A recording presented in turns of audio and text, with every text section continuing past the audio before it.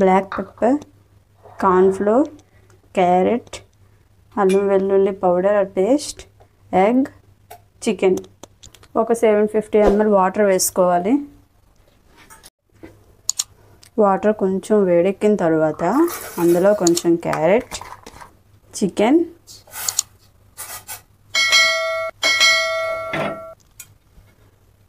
Baby corn, mushrooms,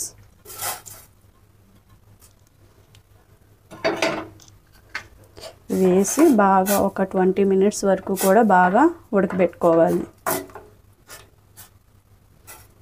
అందులో కొంచెం taste తగ్గ సాల్ట్ వేసుకోవాలి. ఒక స్పూన్ ఆయిల్ వేసుకోవాలి.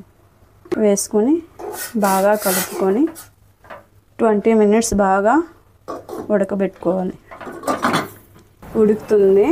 చికెన్ కూడా బాగా ఉడికినట్టుంది.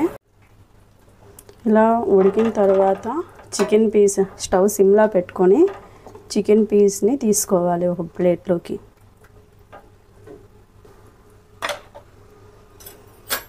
తీసి ఇలా ఫోర్క్తో ఇలా పీసెస్గా కట్ చేసి పక్కన పెట్టుకోవాలి.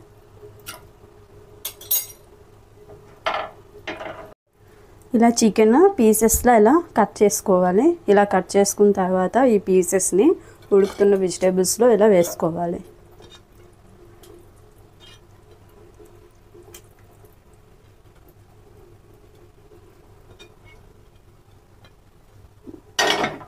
ఇలా వేసుకున్న తర్వాత బాగా కలుపుకొని స్టవ్ సిమ్లోనే పెట్టుకోవాలి.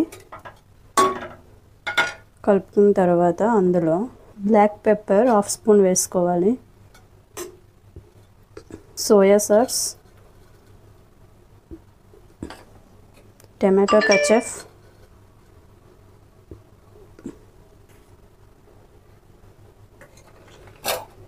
అల్లం వెల్లుల్లి పేస్టర్ పౌడర్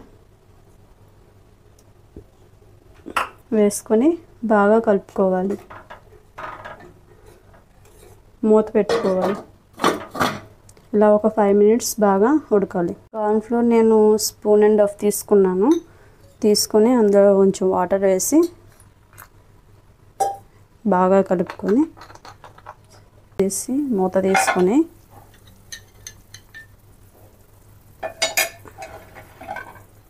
అందులో కొంచెం అలా వేస్తూ కలుపుకోవాలి.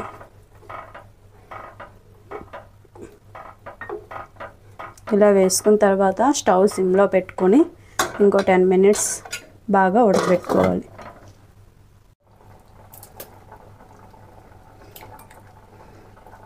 తర్వాత ఒక ఎగ్ తీసుకొని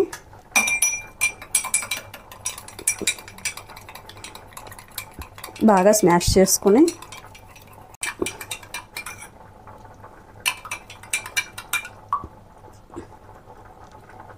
వేసి బాగా కలుపుకోవాలి. అంతే, ఎంతో టేస్టీ అయిన చికెన్ వెజిటేబుల్ సూప్ రెడీ. ఇది హెల్త్కి కూడా చాలా మంచిది. కాళ్ళు నొప్పులున్నా, జలుబున్నా, ఎలాంటిదైనా సరే ఇది బాగా మనకి పనిచేస్తుంది. మీరు కూడా ఒకసారి ట్రై చేయండి.